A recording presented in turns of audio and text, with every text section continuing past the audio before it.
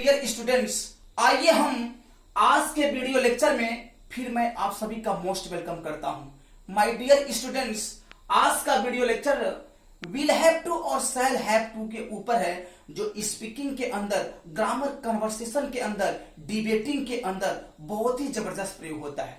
My dear, आगे बढ़ने से पहले आज के वीडियो लेक्चर में मैं एक चीज और मैं बता देना चाहता हूं कि ग्रामर के अंदर किसी भी टॉपिक्स को समझने के लिए या वाक्य को ट्रांसलेट करने के लिए कम से कम आपके ऊपर ग्रामर के ऊपर पकड़ रखना बहुत ही जरूरी है। और माय डियर स्टूडेंट, इसीलिए मैं जो है कि एग्जाम्पल देते समय इस चीज का मैं ख्याल रखता हूं कि सिंपल एग्जाम्पल देता हूं, सरल भाषा का प्रयोग करता हूं और बहुत एग्जाम्पल छोटा होता है ताकि जो एक तरह से लोअर क्लासेस का भी स्टूडेंट इजीली समझ पाए। इसलिए कभी भी देखिएगा ना तो मैं अपने वीडियो लेक्चर में बहुत सरल भाषा का और प्रचलित शब्द का प्रयोग करता हूं। बहुत ऐसा कोई डिफिकल्ट वर्ड मीनिंग या बहुत लॉन्ग सेंटेंस में नहीं क्रिएट कर देता हूं ताकि लोअर क्लासेस का स्टूडेंट उसे ना समझ पाए। तो मैं इन सब चीजों का भी बहुत ख्याल रखता हूं ताकि हर तरह का विद्यार्थी इजीली उसे समझ पाए।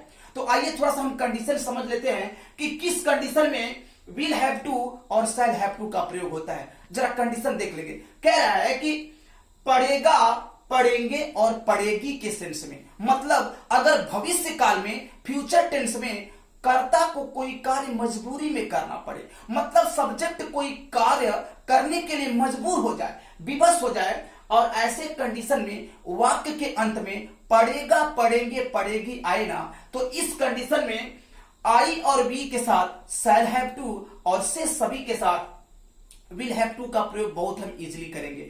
मैं आशा करता हूं कि आप कंडीशन समझ गए होंगे। फिर से एक बार जरा ट्राई कर लेंगे, एक बार समझने की कोशिश करेंगे। कह रहा है कि अगर भविष्य काल में यानी फ्यूचर टेंस में सब्जेक्ट को कोई कार्य करने के लिए मजबूर हो जाना पड़े, यानी कर्ता किसी कार्य को मजबूरी में करे, और ऐसे कंडीशन में पढ़ेगा, पढ़ेंगे, पढ़ेगी, पढ़ेगा, पढ़ेंगे, पढ़ेगी का सेंस आए ना, तो विल हैव टू और शैल हैव टू का प्रयोग करते हैं। मतलब प्लूरल नंबर के साथ शैल हैव टू और सिंगुलर नंबर के साथ विल हैव टू का प्रयोग होता है। ये जनरल चीजें सभी जानते हैं। अब आइए हम एग्जांपल्स के माध्यम से आपको हम समझाने की कोशिश कर रहे हैं। एग्जांपल नंबर 1 कह रहा है उसे शहर छोड़ना पड़ेगा। उसे शहर छोड़ना पड़ेगा, तो ट्रांसलेट क्या बनेगा? He will have to leave the city. He will have to leave the city. उसे शहर छोड़ना पड़ेगा।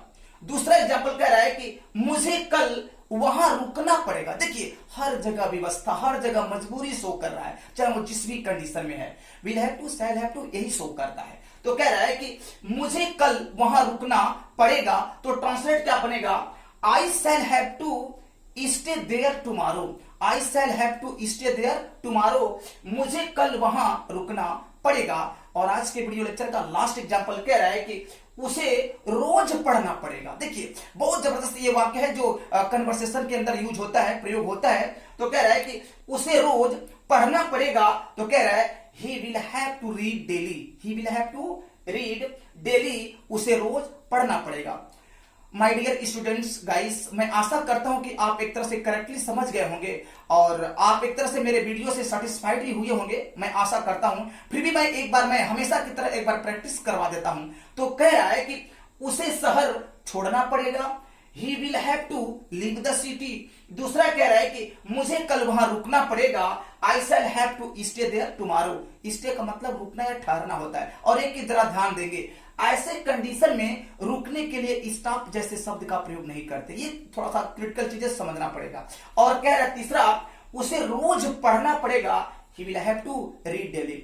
माय डियर, अंत में जाते जाते मैं ये जरूर कहना चाहूंगा कि अगर आप इंग्लिश सीखना चाहते हैं और इसी तरह का अमेजिंग और मिस्टीरियस वीडियो लेक्चर से अगर आप रूबरू होना चाहते हैं तो मेरे चैनल को सब्सक्राइब करके बेल आइकन को दबाए रखिएगा ताकि आपको वीडियो का भरपूर एडवांटेज मिल सके। आज के लिए बस इतना। Thank you so much.